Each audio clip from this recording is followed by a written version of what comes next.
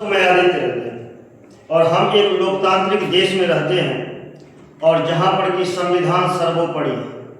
हम लोगों को बचपन से यह पढ़ाया जाता है कि इस देश के चाहे वो कितने भी छोटे पद पर बैठे व्यक्ति क्यों नहीं हो या कितने भी ऊंचे पद पर बैठे व्यक्ति क्यों नहीं हो, अगर वह गलत करता है तो उनके खिलाफ कानूनी कार्रवाई होती है और उन्हें सजा भी मिलता है। लेकिन हम बात करते हैं 2023 की। ठीक, आप देख रहे होंगे हमारे सामने में मुख्य निर्वाचन आयुक्त ज्ञानेश कुमार जी हैं। आखिर ज्ञानेश कुमार इतनी निडरता से सारी चीज़ों को क्यों कर लेते हैं? उन्हें कानून का डर क्यों नहीं लगता है? बहुत सारे लोग यह कहते हैं कि जो एलओपी राहुल गांधी इस तरह का आरोप लगाते हैं, तो क्या वो ज्ञानेश कुमार पर केस क्यों नहीं करते?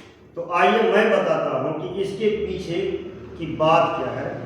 बात है 2023 की, जिसमें कि हमारे मोदी सरकार ने निर्वाचन आयुक्त विधेयक 2023 प्रस्तुत किया था, जिसका मुख्य उद्देश्य था कि इलेक्शन कमीशन की चयन प्रक्रिया से सुप्रीम कोर्ट को बाहर रखा जाना, ताकि यह सरकार अपना मनचाहा आदमी को चुनाव आयोग में नियुक्त कर सके। 2023 में लाए इसी कानून में खास तौर से धारा 16 जोड़ी गई थी, जो कि इस देश के युवाओं को, इस देश के नागरिकों को जानना और पढ़ना ज़्यादा जरूरी है। एक बार आप लोग भी गूगल करके यह सर्च कर दें कि 2023 के चुनाव सुधार कानून का धारा 16 क्या कहता है। तो सुनिए क्या कहता है कि धारा 16 कहता है, पद पर रहते हुए चुनाव आयुक्त का किया हुआ कोई भी काम आजीवन, ना कि रिटायरमेंट भर, आजीवन न्यायिक समीक्षा से मुक्त होगा। अर्थात अपने कार्यकाल के दौरान चुनाव आयुक्त जो कोई भी फैसला ले, भ्रष्टाचार करे या किसी पार्टी विशेष को फायदा पहुंचाए, आप उसके खिलाफ आजीवन कोई शिकायत नहीं कर सकते हैं और भारत के किसी भी दीवानी या फौजदारी अदालत में मुकदमा दर्ज नहीं करा सकते, भले ही वह चुनाव आयुक्त रिटायर क्यों नहीं हो जाए।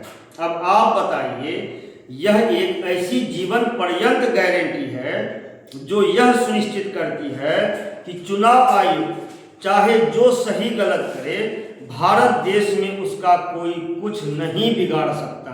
आखिर इस आदमी को इतनी ज़्यादा शक्तियाँ क्यों दी गई?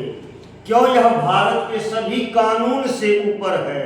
यह कुछ भी फैसला करे, यहाँ तक कि जब तक इनकी मृत्यु नहीं हो जाए, रिटायरमेंट की बात दूर की बात है, मृत्यु होने के बाद हम इस पर कुछ कर सकते हैं, तो मरने के बाद इन पर कार्रवाई करके हम क्या कर लेंगे? और जब तक मरेंगे तब तक यह अपने पसंद का 10-20 गवर्नमेंट भारत में बना के चले जाएंगे। तो भारत की युवा जो कि गोदी मीडिया के खबरों में रहते हैं, व्हाट्सएप यूनिवर्सिटी में रहते हैं, क्या आपको ये पता है कि चुनाव आयुक्त सुधार अधिनियम की धारा 16 क्या कहती है? आप जाके खुद पढ़िए, आपका जमीन हिल जाएगा, पैरों के नीचे से जमीन खिसक जाएगी। आप ऐसे देश में रह रहे हैं जहां पर चुनाव आयुक्त के खिलाफ आप कुछ भी काम नहीं कर सकते हैं। आप राहुल गांधी को गाली दे, नरेंद्र मोदी को गाली दे, जिसको देना है दीजिए, लेकिन आपकी चुनाव प्रक्रिया खत्म हो चुकी है। आप मतदान अब दिखावा है और कुछ नहीं है। धन्यवाद।